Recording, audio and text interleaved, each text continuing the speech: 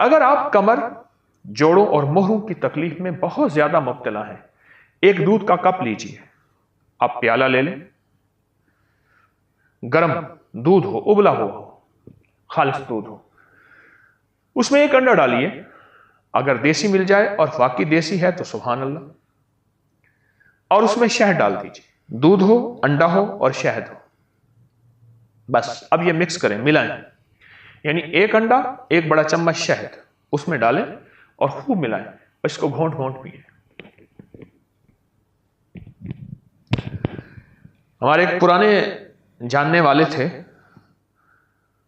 تجربات کے وہ سمجھ لیں کہ پرنسپل تھے، تجربات کے پرنسپل تھے، میں نے ان کا نام رکھا ہوا تھا تجربات کے پرنسپل، بہت تجربات تھے، ان کے مشاہدے کی نظر بہت تیز تھی اور کمال کی باتیں کرتے تھے۔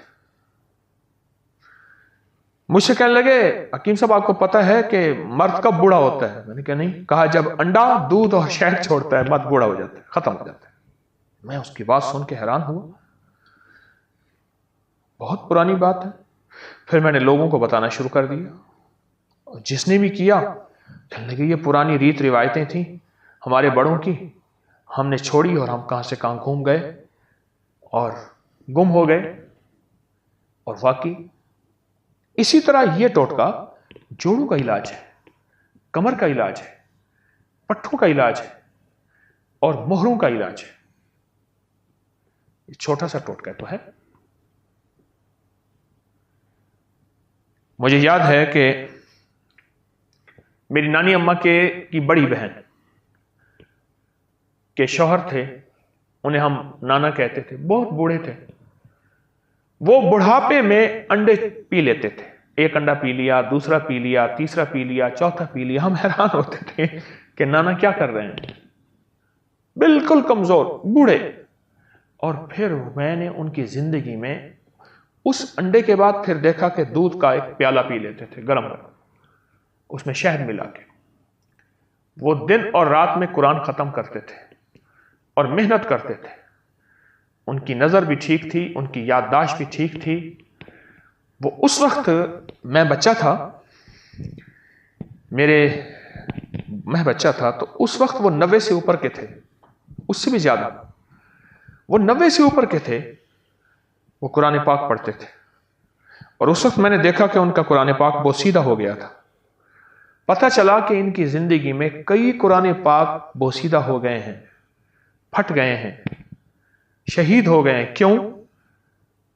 کہ اتنا زیادہ پڑھتے ہیں، اور ان کی غذا یہی تھی، وہ سردی ہو یا گرمی۔ لیکن آپ سے ایک عرض کروں گا، کیونکہ آپ عادی نہیں ہیں، آپ ایک ایک انڈا کر کے لیجئے، تھوڑا تھوڑا کر کے اپنے جسم کو اس کا عادی بنائیں۔ تو میں عرض کروں گا کہ آپ پہلے ایک انڈا، ایک کپ دودھ اور ایک تھوڑا سا شہد، اس کو معمول میں لے آئیں، اس کو معمول میں لے آئیں۔ پھر آہستہ آہستہ آپ، کیونکہ میں نے نانا کی زندگی میں دیکھا، شاید ان کا تو ساری زندگی کا یہ نظام تھا، انہوں نے مرغیاں اپنی رکھی ہوئی تھیں اور مرغیاں انڈا دیتی تھیں، اور بعض اوقات شور شرابہ بھی ہوتا تھا کہ فلاں جو ہے انڈا چرا کے لے گیا۔ تو ان کی تو انڈے کھانے کا مزاج تھا، ان کی طبیعت کا حصہ بن گیا تھا۔ پھر ان کے لیے گرمی سردی کچھ نہیں تھی، پھر ان کا ایک عمر کا حصہ تھا۔ بہرحال انڈا، دودھ اور شہد، انڈا، دودھ اور شہد، یہ آپ کی زندگی میں حیرت انگیز رزلٹ رکھتے ہیں، نتائج رکھتے ہیں۔ کس معاملے میں؟ کمر کے معاملے میں، مہروں کے معاملے میں، پٹھوں کے معاملے میں، اعصاب کے معاملے میں۔ اس کو ضرور اپنے ساتھ شامل کیجیے۔ ایک ہمارے مخلص ہیں، وہ کہنے لگے میرے دانت ہلنا شروع ہو گئے۔ اب اس کا واحد حل یہ ہے کہ دانتوں پہ تار لگوائیں یا سارے دانت نکلوا کے ایک مصنوعی دانت لگوائیں۔ ایک دانت ہلا، دوسرا ہلا، تیسرا ہلا، اور ہلنا شروع ہو گئے دانت۔ پریشان کن بات، بہت اس علاج وغیرہ کیا، اس کے لیے درد کی چیزوں کی گولیاں، کچھ نہ ہوا۔ کسی نے مجھے ٹوٹکا بتایا کہ ایک کچا انڈا لے کے منہ میں ڈال کے پی جا، 40 دن کر لے۔ کہا کہ 40 دن کر کے آج سال ہو گیا ہے، میرے دانت پھر نہیں ہلے اور میں ٹھیک ٹھاک ہوں۔ اس کو جتنا اللہ رحمان رحیم اور باسی مین ان کے استحزار سے پڑھیں گے اس کی طاقت لاکھ ہزار کروڑ ارب بڑھ جاتی. اب یہ استحزار کیا ہے اس کو ذرا میں کھولوں گا. اگر آپ نوافل یہ ان کیفیتوں کے ساتھ پڑھ لیں, وقت آدھا گھنٹہ اور لگ جائے گا, گھنٹہ اور لگ جائے گا. دکھی تو ویسے ہیں, دکھوں کی زندگی تو ویسے ہی گزاری ہے, تو ایک دکھ اور لے لیں پڑھائی کا, توجہ کا. کیوں؟ توجہ کے لیے اپنے اوپر جبر کرنا پڑتا ہے, جبر کرنا پڑتا ہے, جبر کرنا پڑتا ہے. پڑھتا ہے.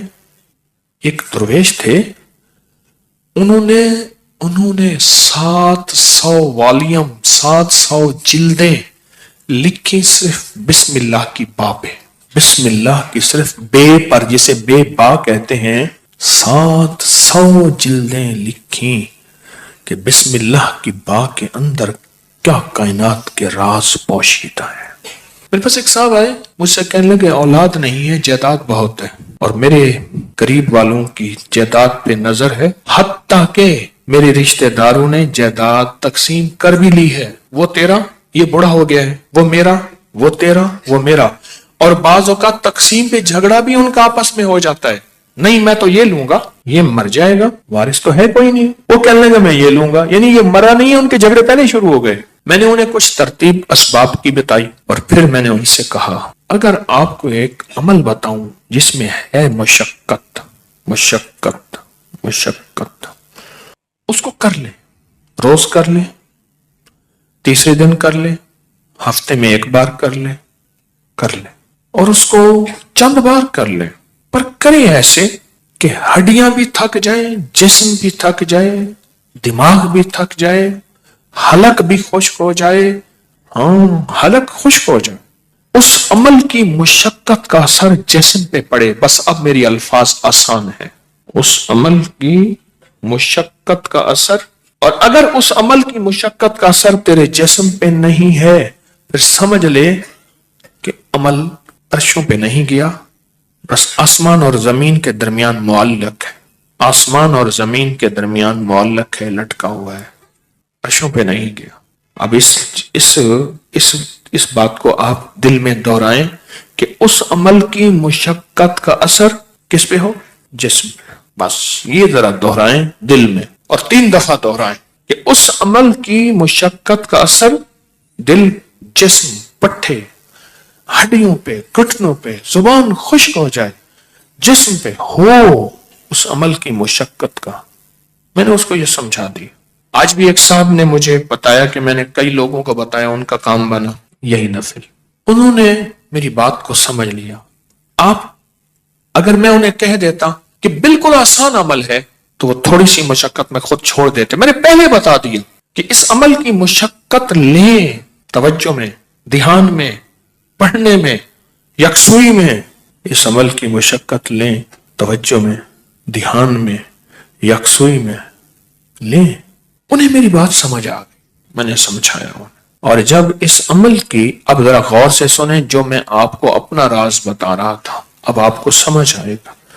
جب اس عمل کی مشقت اپنے دل پہ, توجہ پہ, دھیان پہ, ذہن پہ, دل پہ, پٹھوں پہ لیں گے, پھر اس کا نور کھلے گا, اس کے لفظوں کے اسرار کھلیں گے. کیا لفظ کہا میں نے؟ اس کا نور کھلے گا, اس کے لفظوں کے اسرار, راز کھلیں گے, راز کھلیں گے. پھر اللہ کی جیتی جاگتی حیرت انگیز مدد جیگتی جاگتی آنکھوں سے نظر آنے کا شروع ہو جائے گی. اور لفظ اسم ذات اللہ, کیا کمال ہے. ایک دفعہ اللہ کہا, ایسے ہے جیسے نا کسی پتھر کو, پیسے کو پھینچو تو وہ نیچے جا رہا شفاف پانی میں نظر آ رہا. ایسے اللہ کہا, ایسی گھلتے گھلتے گھلتے جسم میں اس کا سرور اور سکون جا رہا. اس عمل کی مشقت لیں, جیسے حجویری محل میں اینٹیں, پتلی پتلی اینٹیں اٹھا کے اللہ اکبر نیچے چلا گاہوں میں لگانے والے, اور وہاں کی صفائیاں وہاں کی سمیٹنے والے, ایسی اس کی مشقت اپنے اوپر لیں. دیکھیں ایک پڑھنے کا طریقہ میں بتاتا ہوں. بسم اللہ الرحمن الرحیم، بسم اللہ الرحمن الرحیم، بسم اللہ الرحمن الرحیم، بسم اللہ الرحمن الرحیم، بسم اللہ الرحمن الرحیم. 1000 جو پورا کرنا ہے، 1000 جو پورا کرنا ہے.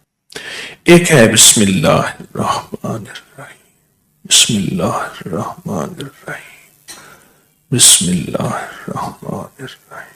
اس کی با، اس کی سین، اس کی میم، اس کا ایک ایک حرف اور لفظ اللہ، اور اس کا الرحمن اور اس کا الرحیم، اور اس کی فیض اور اس کی خیر اور اس کی برکت اور اس کی تاثیر اور اس کے فوائد اور اس کے فضائل اور اس کے کمالات اور اس کی کیفیات میرے اندر ایسے اترتی چلی جائیں، اترتی چلی جائیں. درمیان میں وضو کی حاجت ہے، وضو تازہ بنا لے، پانی پینے کی چاہت ہے کو پانی پی لے، پر اس کو توجہ ہو، اونگ نہ ہو، نیند نہ ہو اور غفلت نہ ہو. یہ میرے اوپر چیز اللہ نے کھولی اپنے نام کی برکت سے، یہ کھولی. اور اس کو اس توجہ کے ساتھ بسم اللہ الرحمن الرحیم کو اس توجہ کے ساتھ بس پڑھیں ڈوب کے، نہ ادھر دھیان، نہ ادھر توجہ، نہ موبائل ساتھ ہو، نہ کلاک سامنے ہو، نہ گھڑی سامنے ہو، نہ کسی کی آواز کانوں میں ہو، کچھ بھی نہ ہو. یکسوئی یکسوئی یکسوئی، کوئی چیز سامنے نہ. ذرا یہ پڑھ کے دیکھیں تو صحیح. وقت زیادہ لگ جائے گا، صرف دل کو سمجھانے والی بات ہے. وہ کیا سمجھائیں؟ تو زندگی میں دکھ گزارتے گزارتے، زندگی کی تکلیفوں میں وقت گزارتے گزارتے دل تجھے پتہ ہے تو کہاں سے کہاں نکل گیا. تیرا وقت، تیری زندگی ایسے گزر گئے، کہاں سے کہاں چلا گیا. اے دل، تھوڑی سی یہ مصیبت نہیں، یہ مشقت نہیں، تھوڑی سی یہ برداشت کر لے. چلو مشقت ہی کہہ دے، یہ برداشت کر لے. اس دل کو سمجھانا ہی ہے تھوڑا سا، اور کچھ نہیں کرنا. بس جب دل کو سمجھائیں گے نا، یہ نفل عرشوں سے فیصلہ کرواتے ہیں.